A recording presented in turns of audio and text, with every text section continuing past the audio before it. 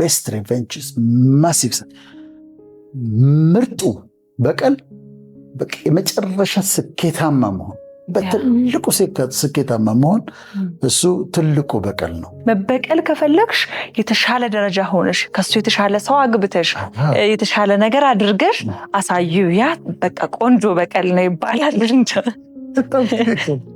ይሄ ነው አሁን የምታደርገው እሱን ነው።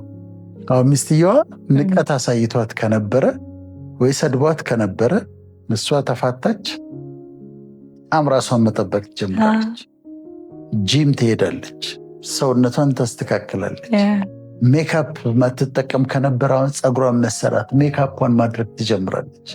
ንግድ ትጀምራለች። ዱባይ፣ ባንኮክ ምናምን ንግድ ትጀምራለች።